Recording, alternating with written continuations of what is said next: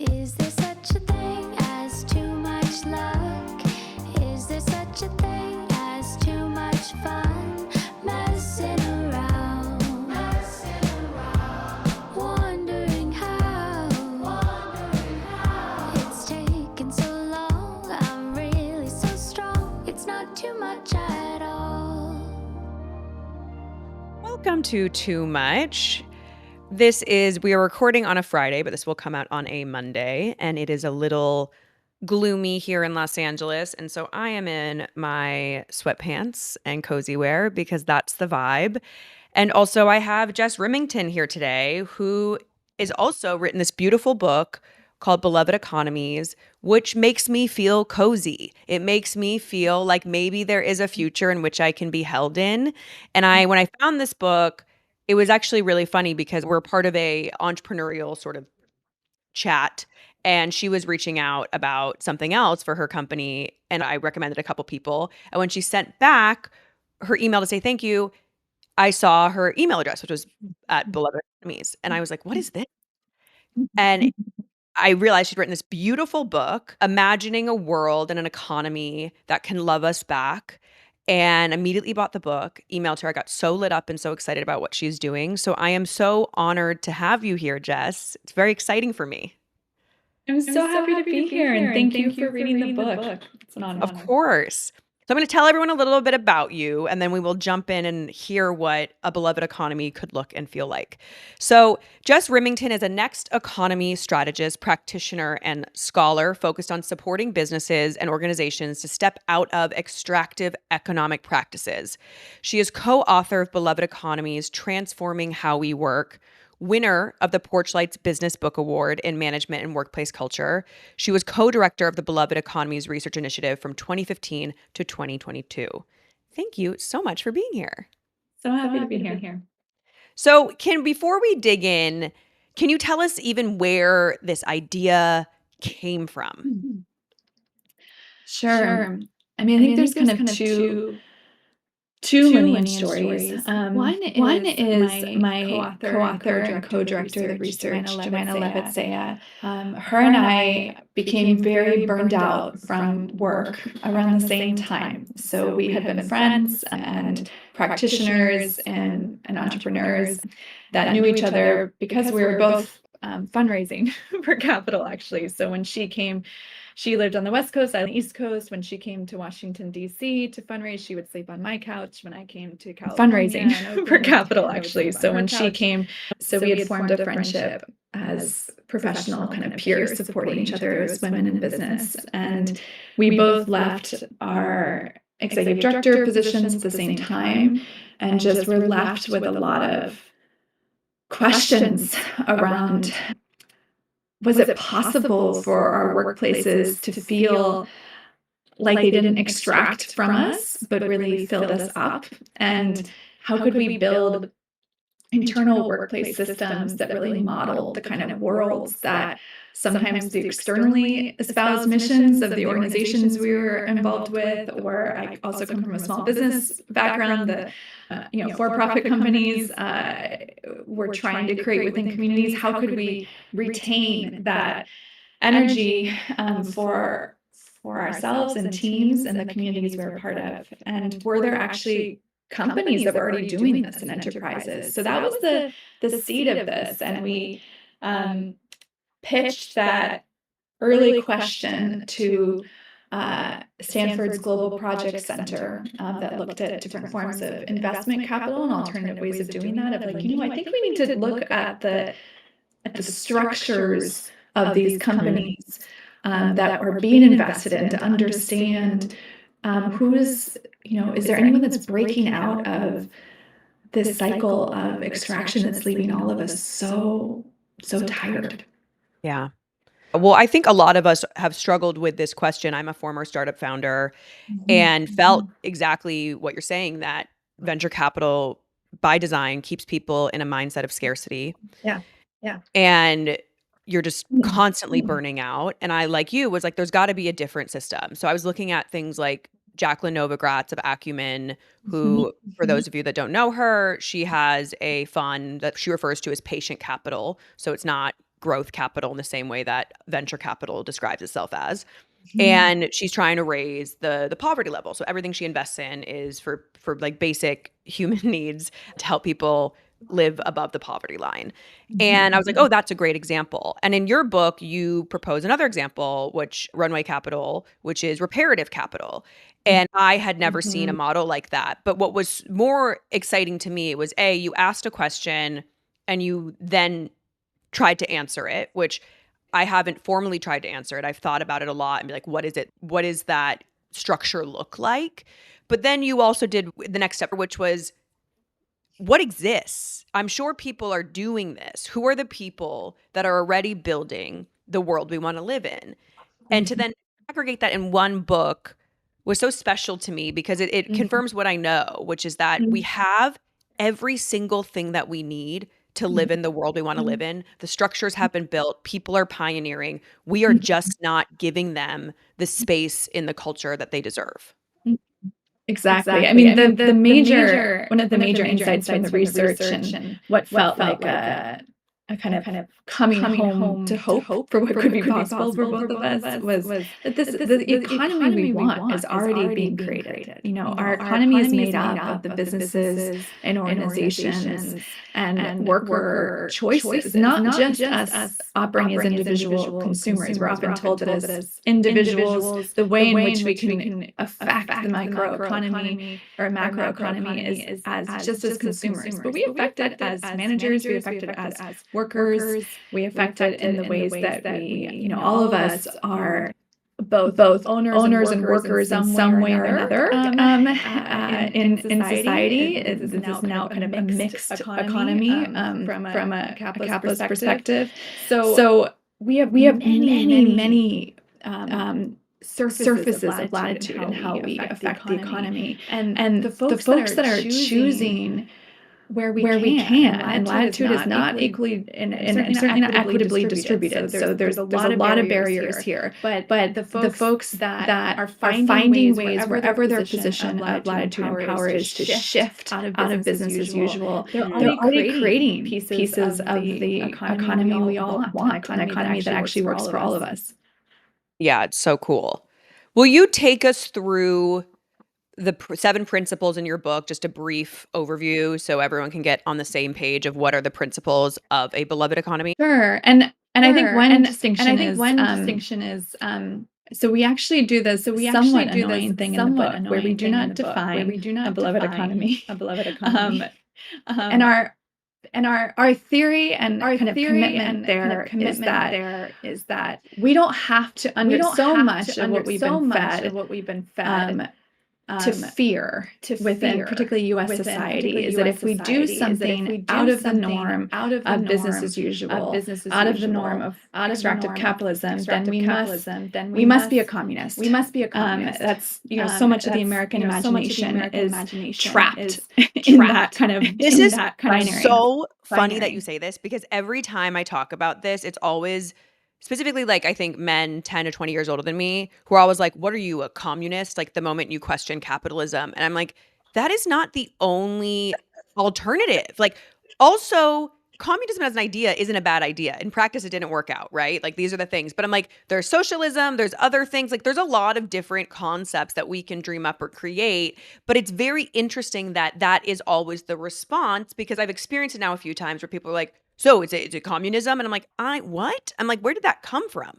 I know. Well, we could talk more about that because it came from a very specific place. So it's by no accident that this happens, particularly with certain generations. But yeah, so we're, and I bring that up just because we have sort of a bold proclamation in the book that we don't have to necessarily know the exact economic system that we're heading towards to know that we want to step out of what's not working in the current one. And these practices, the 7 practices, are ways that when that we saw across, we followed 60 enterprises for 8 years and tracked, what were they doing that the starting question was folks that were within their enterprises sharing power in unique ways that were different than how business as usual functions that you're taught in MBA courses. And in doing so also had correlated standout success. So they were hitting no metrics of success for enterprises and also had some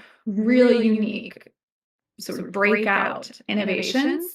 And did they have anything in common? We did not expect that they would have necessarily, a code or these 7 practices. We did not come in. We just wanted to know what, was there anything common amongst them and what could we learn from these? So we were sort of surprised that there was such consistency.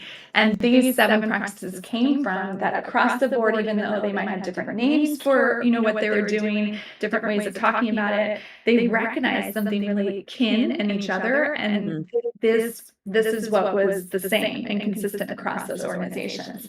And what we found through longitudinal research, then looking at what happens when companies start practicing these internally, is that they over time, not only do they have a more meaningful innovation and success in certain ways, they also change kind of the composition of their company to become pieces of an economy that we would say works better and can affect policy and they can affect industry standards. So it's sort of like, I don't know exactly, like beloved economy is a provocation. What if the economy loved us? Like, what would that look like? There's so many different ways that economy could be structured. But our provocation here is, can we stop trying to figure out the exact economic macro model? Because we're wasting a lot of time. Can we just start practicing in the present and see where we end up? Because we have a lot of political and ideological debates on that and sometimes get stuck, but that doesn't change our ability from changing our workplace right away. So anyway, I didn't share the 7 practices yet, but that's the backstory. Oh, it's super helpful. And so, if we can walk through those 7 ideas and then give people just a baseline, so then we can dig in a little bit further. Yeah. So the 7 practices we saw across the companies were: 1, share decision-making power; prioritize relationships was the second one; 3, reckon with history; 4, seek difference; 5, source from multiple ways of knowing; 6, trust there is time; and 7, prototype early and often. Awesome. It's awesome. It's also stuff that I believe most of us already know, right? We have all the data that when we have more diverse workforces, we have more innovation. We have all the data that when you have more diverse workforces and you treat people kindly, you get higher returns. Like, all of the data exists, which, it's so funny because we don't really, as much as data is quote unquote important in our culture, we don't really listen to it despite having it. It's a challenge. Yeah. What I think about is, we can't change the whole system overnight, but you give us really great steps to start to change our corner of the world, which is how I believe we change the world, is we start with our corner. And like when you skip a stone in the water, those ripple effects ripple and ripple and ripple. And so some of the questions that I have asked post the shutdown of my startup, and then when I'm looking at companies or ideas that I want to live into, is, what are my values? That's a really, really big question that we have failed to ask. And do you think that falls under one of your living principles? Definitely. I think that the idea that values are not something you state as an identity ideal. It's not something. So many companies use values as a statement of aspiration versus a exposition of how they currently behave. So values are actually, from a research perspective, in terms of microeconomic or business research, values are the expression of what you do, what you actually value and prioritize. So if you prioritize sharing decision-making power, if you prioritizing relationships, if you prioritize reckoning with history, those are your values. So practice and values are very interlinked. Yeah. A lot of people have values they're not necessarily living into. And so they say, there's a woman that was on the previous iteration of my podcast who was a company culture expert. And she said, every company has values, but if you don't live the ones you've birthed, the company will end up creating their own values, right? And it may not be the ones that you want. Yeah.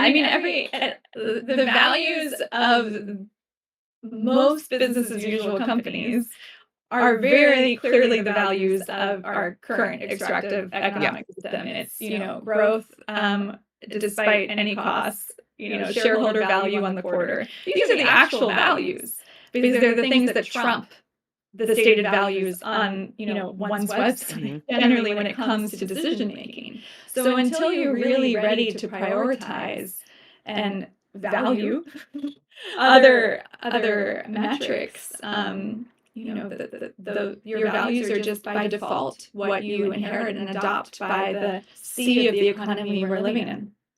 And it takes a lot of intention to say, okay, I don't want to work in business as usual. And in your book, you show us so many companies that are not working as business as usual. Even on this podcast, in episode 14, we had Austin Roby, who's the founder of Subvert, who's built a co-op music platform. So it's owned by all the artists. And the way he's built the structure is that they can never be diluted, or what happened with Spotify or Bandcamp can't happen on this platform based on the structure he's built. And so I think it might take a little extra effort to go find the company birthing the world you want to live in. But as evidenced by your book, and even in my own little corner of the world, there's so many people already doing it. There's so many examples. Yeah, I think folks come out of, all the MBA programs and business schools teach business as capitalism, which they don't, no one tells you that going in, but every business textbook is actually teaching you business as capitalism. But business can exist outside of capitalism, and we're just not told that what we're inheriting and digesting and being taught as practice is actually ideology. Yeah. But you can operate with different ideologies, and there's companies out there doing that. Yeah, it's challenging, right? Because millennials are sort of the first generation to butt up against capitalism not working as well, right? Like, so these schools that have taught this ideology, not to like defend them, but in their defense, this has worked for a lot of people. And so this de-plugging from, I think, like the myth is because we're butting up against the fact that there's less upward mobility, life in America has shifted, and millennials and Gen Z are facing the sort of brunt reality of late stage capitalism. Whereas my parents, it was more of a golden age. They could check the boxes, achieve their dreams. And so I think that's what's sort of happening is we're having this like story shift where we have to update the current systems to meet the current needs of the younger generations, but we haven't quite figured out how to do that or let go of the myth. Yeah, I think capitalism hasn't been working for everyone for a long time. And also, I hear what you're saying. I think we're in like a narrative collapse moment where the stories we told ourselves about how the world works, particularly in the U.S. right now, are collapsing all around us. And people have different reactions to that. Totally. I agree. It hasn't worked for everybody for a long time, but the dominant narrative was working for quote unquote enough people and the most privileged people. So, but now we're in this other era, which, I do appreciate because it feels more honest. Like we're having the harder conversations we should have been having a long time ago. Absolutely. There's a quote in your book I want to read because I thought it was really astute and really interesting. The current extractive economy has nothing to do with actual well-being. In fact, it now has almost everything to do with the loss of well-being. And this is from Brian McLaren, which you can tell us more about in a second. He says, the current economy is spurging a spiritual crisis of meaning among more and more people. GDP is really just a measure of the speed by which we destroy the earth and convert it into money. And I just thought that was just like the best summation of what is happening, and that it is really not about well-being at all. And can you just elaborate a little bit on that and some of your findings and research and how that supports that statement? Thanks for that quote. First off, Brian's incredible. He's a public theologian, and just has done a lot of really poignant community work across the U.S. I think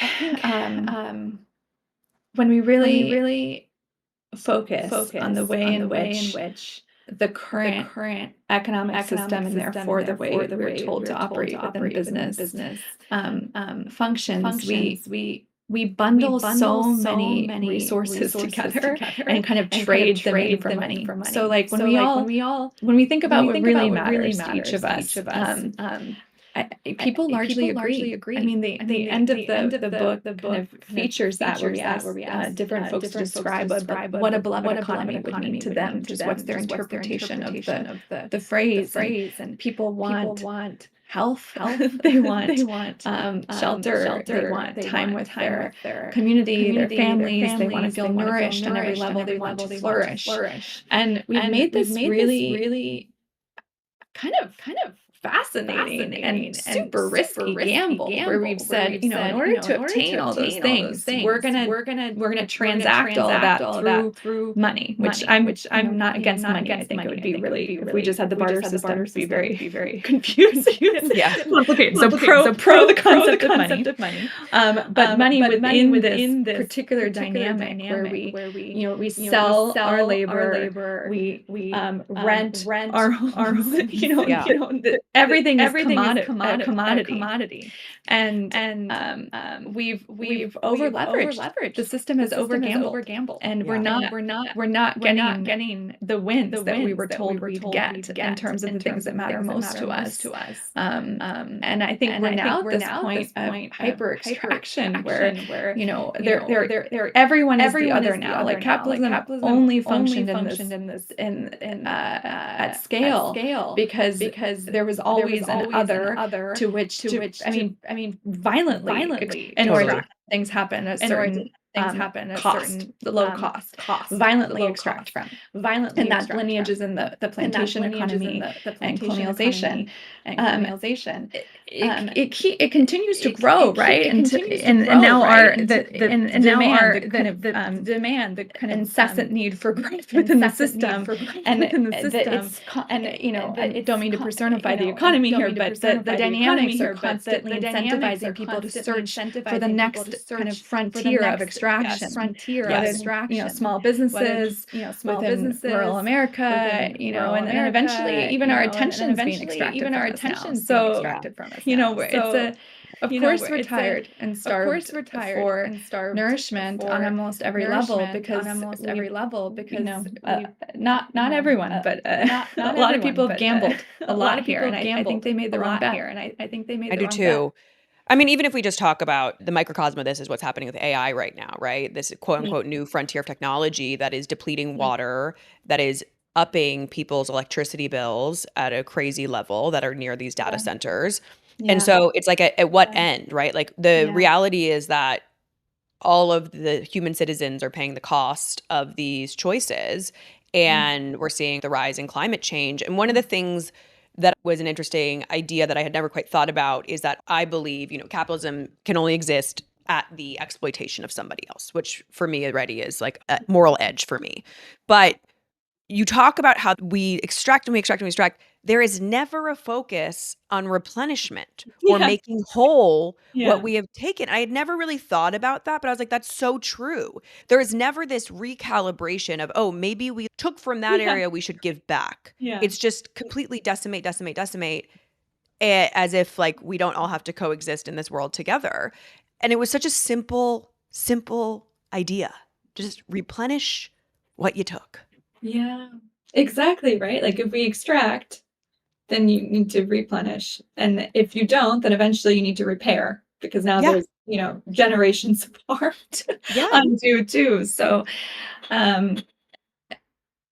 it's kind of dizzying. I mean, it's so much, sometimes I think humans operate as though we are outside of natural systems in some way, but we're just another species, I mean, we have much more complex societal structures in terms of the built environment than squirrels or something, but, we're not that different in terms of our basic needs. And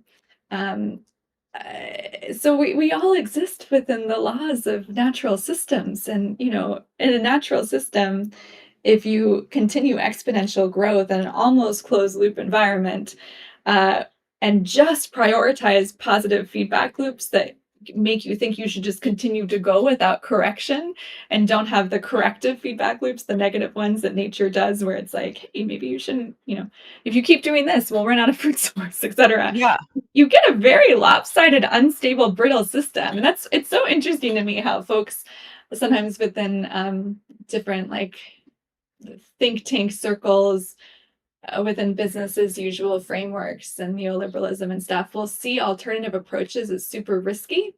And it's really the pot calling the kettle black there, because like we're in such an insanely risky proposition right now that's so brittle, because Totally. of what's done with the system. No, the asymmetry is crazy. This is not risky. It's sort of like, what's the alternative? We all implode. Mother Nature kills us all. Like, we'll have another ice age. Ultimately, at some point, the earth will say, I'm done, right? Like, that's sort of where we're at. And yet, there's still such a reticence to nurture what has given us so much life. There's a guy in South America, I forget his name. I'll have to look him up and add him in the show notes. But he has single-handedly, over the course of like 30 years, taken a barren, it was a dry, barren, looked like a desert, and he brought it back to being a rainforest. Oh, wow. And it just shows you with time, care, and like thoughtfulness, we can bring back what we've decimated, but it takes a collective commitment to that idea. And I think about this all the time, because if I had as much money as some of these techno billionaires, what an honor and privilege it would be to help the world and support the world and give people their basic needs and resources. And yet we live in this time where we have enough money to make sure nobody is underfed, and yet we don't take care of our fellow humans. Yes. Yeah. And I mean, it's both the most simple and uncomplicated thing, and also the most hard thing at the same time, because everyone has the grips and claws of the system hooked in them. So I also want to make sure, we lift that up here, because there's of course the 1% of the 1% that has really no trustees breathing down their neck. They have a lot of autonomy to make massive shifts.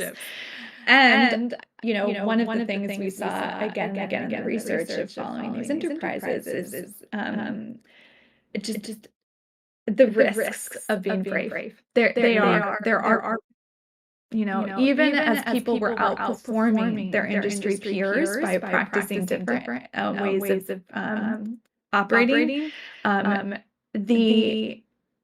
what it was to push against the current system's way of thinking about power created this kind of reverb backlash that often made folks take a power grab that shut down the efforts.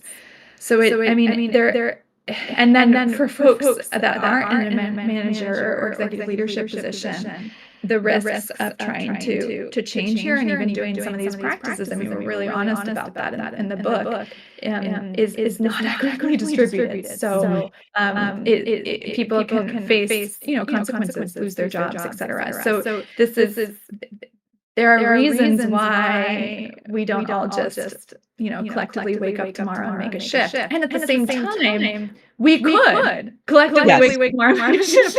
So, all of this stuff is just imaginary. It's just imagination, really. Like, we can imagine a new economic system. These things only have power because we believe in them. Yes, 100%. And as someone who had a startup that was 7 years of pushing up against a system, a dominant system that really just cared more about power than actually, inclusion and making more money, it does take a toll. And as someone who's pretty committed to really trying to breathe a world forward that I want to live in, which I do now in this way, I understand the cost and the weight of that. It's a very hard role in society to take on, to say, I'm going to push against an existing system because I believe something better can live in its place. And when that's not the mainstream narrative, it's hard. And at a certain point, part of why I let go of my startup was we couldn't raise enough capital. But the other piece was, am I going to stay like I feel like I'm going crazy? Like, I'm screaming truth into a void. No one's listening. And is that how I want to spend my days? Is it at the cost of my mental health, or is there another way to do this that is more supportive of myself? Mm-hmm. And so that's really at the core of it, was part of the motivation, was like, I could have kept going, but it would have been at a huge cost to myself. And so I was like, there's a different way of me breathing this idea into the world. And how do I do that in a way that doesn't like take away my core essence? And that's tragic because we want entrepreneurs like yourself to not have to back out, right? Like I think Yeah. I don't know what your company was. I can't speak to that, but I I come from a small business family. Like I love entrepreneurship. I really like small business. I really like business actually in general. Yeah. It doesn't have to be in this paradigm, So there's such meaning making and community work and providing value to people and understanding what the value gap is and then delivering it and the team effort of what that can be and that there's so much beauty there, right? And we want people like yourself to not have had to have burned out. Yeah. Yeah. Yeah, but that's why when I looked at, this reparative capital model in your book or other people that are creating different sources of funding, I was like, there's a world in which I probably say this ad nauseum in this podcast, but only 2% of venture capital goes to women. And that number has remained consistent over the past decade. And so it's not a place for women and people of color because it's 1% for people of color. And so you're going against a system that does not prioritize you. Then you have to go against all the people that are not white men that are vying for capital, that all have great ideas, that are all talented and exceptional to even have gotten to that point anyways to begin with, or decide to like go up against a system that wasn't built for them. And so I was like, there's all these other ways now maybe of raising capital or building your business differently. And there was a lot of stuff that, granted, I was young when I started my company, a bit naive in terms of believing that I was the exception to the rule and all of that. And there's other ways now of building a business. And that's what I'm really trying to drive home for people is that is not the only way. And there's plenty of inroads to your dream. And it's worth really thinking about what is the best path for my company before signing up to play in a system that just statistically is not in your favor. And in case folks want some practical resources on that, I'll lift up 2 books by other folks. So Jessica Norwood of Runway, that is the case you're mentioning, Reparative Capital.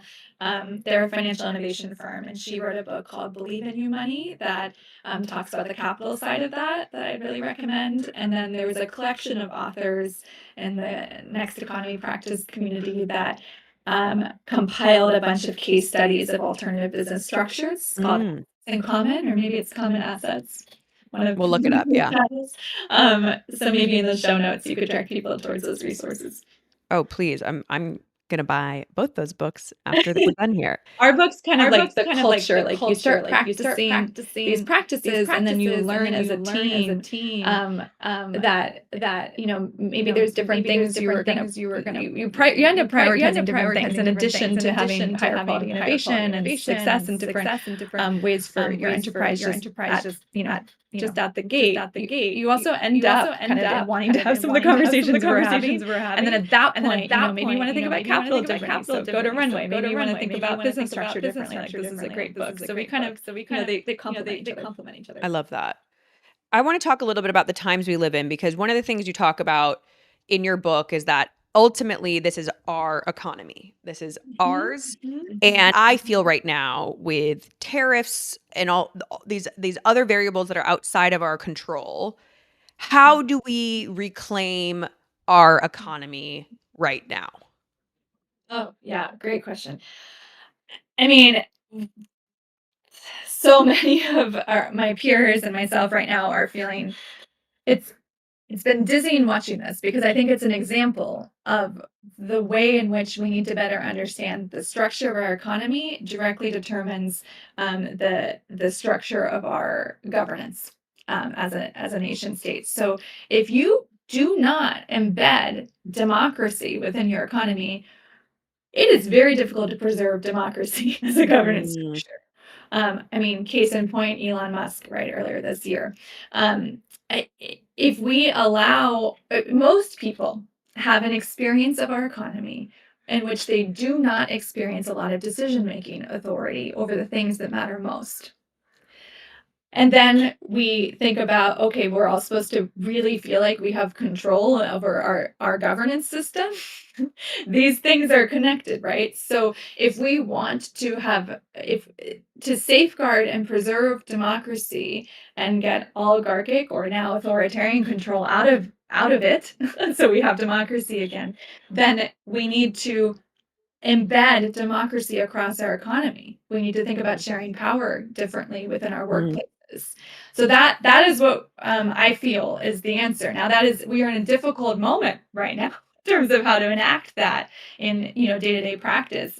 And to do some of these practices in the workplace, I mean, there's a lot of backsliding happening, right? So the stakes are higher. But one of the things we're talking about in our like monthly letter and everything to our the folks who've been following along the research is just how important it is to really stand strong and build a pro-democracy business community right now, and to be brave.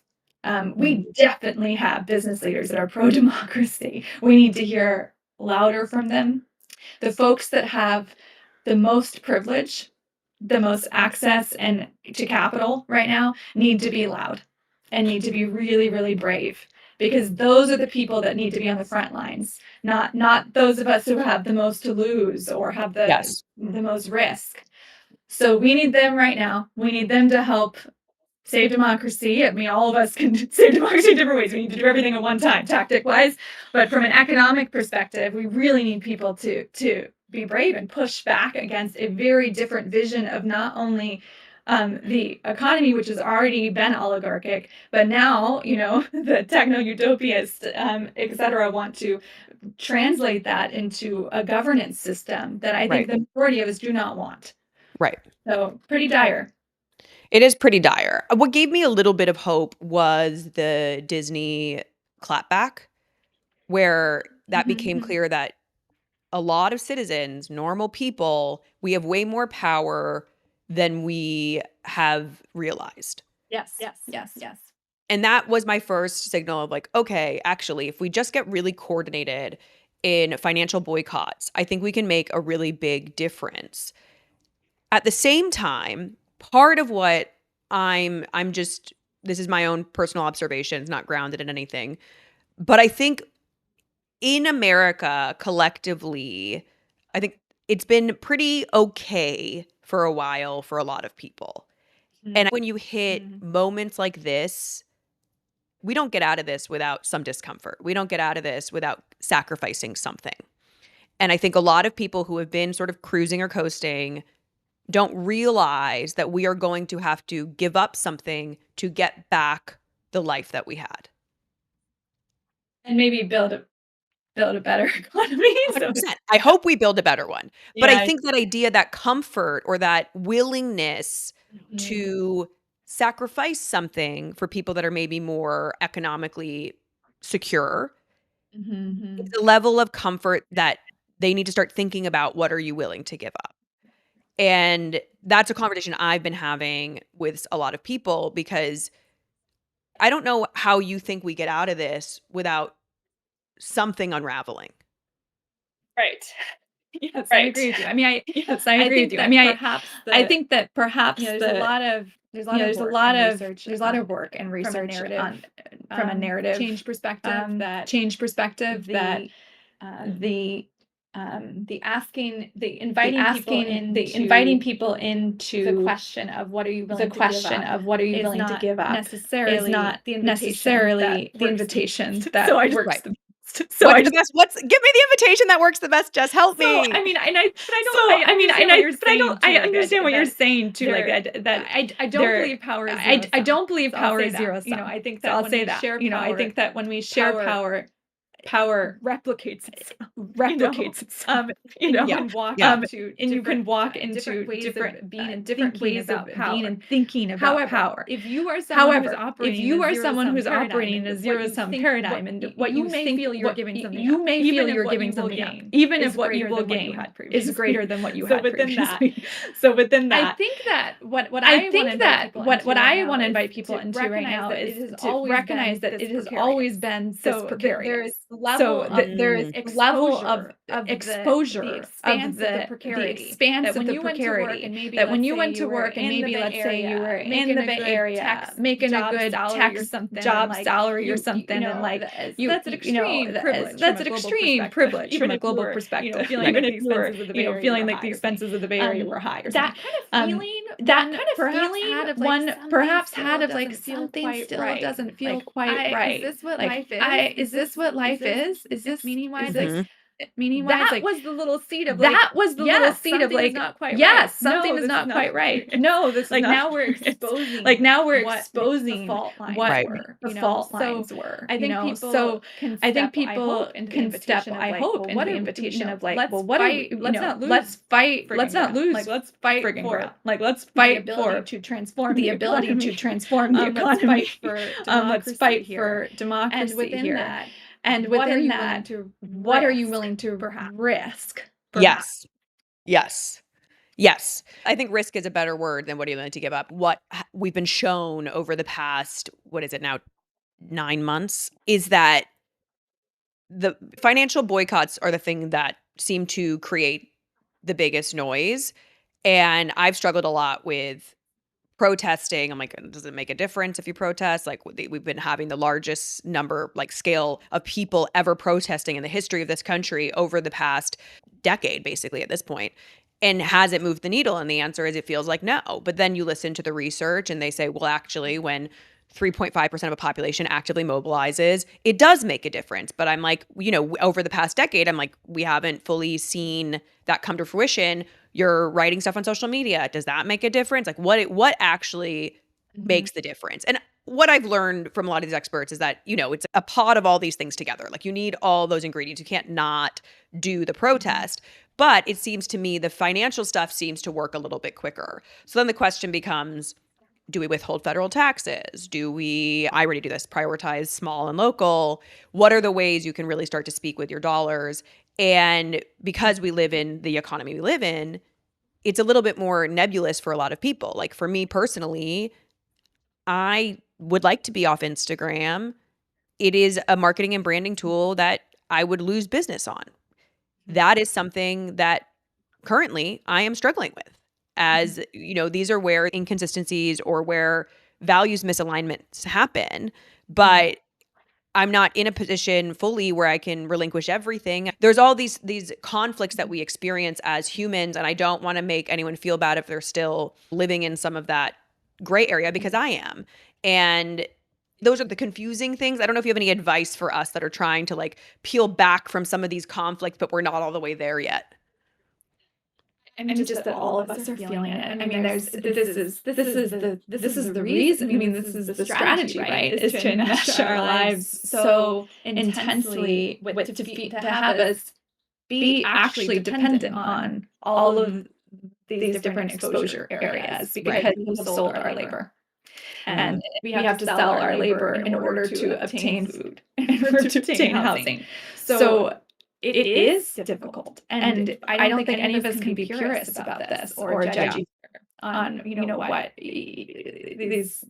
what some person. Everyone's going to have a different combination of what they can do that's good, that's going to make it work. I think it is vital that those of us who are willing to fight for democracy in this moment are taking care of ourselves at the same time, and that does mean we need to make sure a bunch of people aren't suddenly dependent on like philanthropy or gifts or or just mutual aid because we've made some decisions to get off certain platforms or something, because then we will overrun the mutual aid system. Right. So you think about how do we hold this collectively, and I think when we think about this versus individual choices and think about it as collective organizing, and this is why they always want to shut down the labor unions first. I'm trying not to use they like the right uses they, ubiquitous general. Yeah. Very they.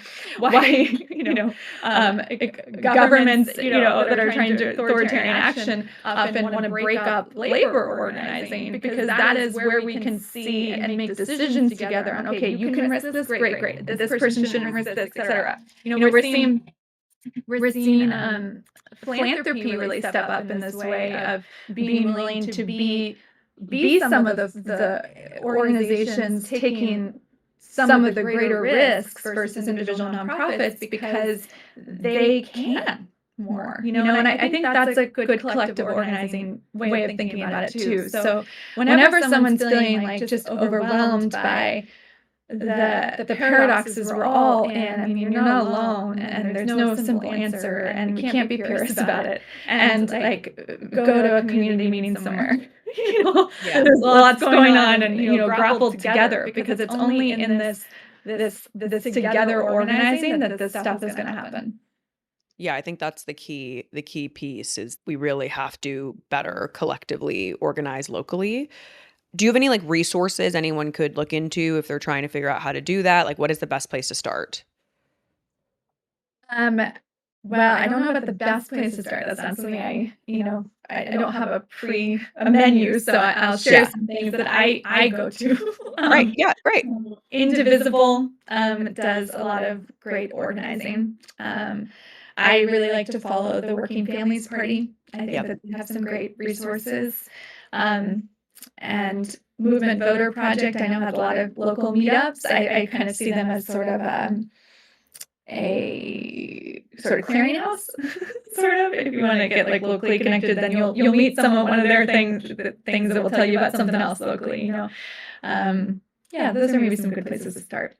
That's awesome. Thank you for sharing those. Before we wrap up here, just sort of sillily, I've now been a full-time freelancer for a couple years, before that I was a corporate employee. And sometimes I just feel a little bit like, like a sim. Like I'm like, oh, I have to go do this thing and I have to like make this money to pay this bill. And it just all feels like a little bit silly. Do you ever feel that way? I was like, what is this? Double shot of espresso. So I was like, oh, maybe I like my espresso. So I was like, my neurology is working towards a little bit more expansive dreaming. I'm just like, there has to be like a different way. I'm always like, this can't be. Like, I know that's the world we live in, but I'm just always like, this just feels a little bit silly. Like, I just feel it so far from the point of what we're here to do. And I always go back to, I've read many books on end-of-life care, and the regrets always come back to relational regrets. They are never financial or economic. They are always, did I love well? Was I loved well? Did I give enough time to the people I cared about? Did I give enough time to what I believed my core purpose was? And so I really want people to not think about that later, think about it now, because that's really at the core what humans care about. And to build an economy that prioritizes that, I think we'd have many, many less regrets at the end of our lives if we birth this into reality now. Absolutely. I mean, it's both the sim feeling, your experience is both the world we live in, and also there's a parallel world happening simultaneously where that all of the birds tweeting out my window in the birch tree right now are within, that we are within too, that remind us on like what really, really matters. We all have those moments, right? When if we're like at live music or something, or for some people it's going to a religious institution for a ritual and practice of some kind. Like we have those moments where we kind of tap into like, oh wait, this is the real thing. This is actually what we're all doing here. Yeah. And that world is always there, right along the sim world, right? And I mean, most of our research and practice has been around how do we build ways of being able to support our needs and doing commerce. Commerce is great. That don't lock us away from that world, that we can live in that world together at the same time, because it's all around us.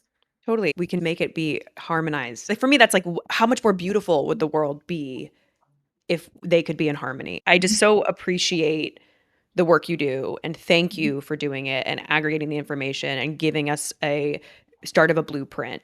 It truly just makes me so lit up to know that that exists already. Thank you so much for your time. Great interview questions. It's really fun to get to talk about this with folks that have had lived experience with it and are trying to bring that to their listenership. So thank you. Oh my gosh, it was so fun for me. I feel like I learned so much. This is great. I'm so engaged because we're hitting on things specifically right now that people are really struggling with. And this gives them a step to answering some of their big questions. And so where can anyone find you if they want to dig deeper into your work? Sure, thanks. So folks can go to belovedeconomies.org. That has the information about the book and the research, and we're actually launching a new site at that URL in just a couple of weeks that has more learning opportunities to be in like mastermind groups with others. And Okay, we will put everything in the show notes as well. And thank you for your time, Jess.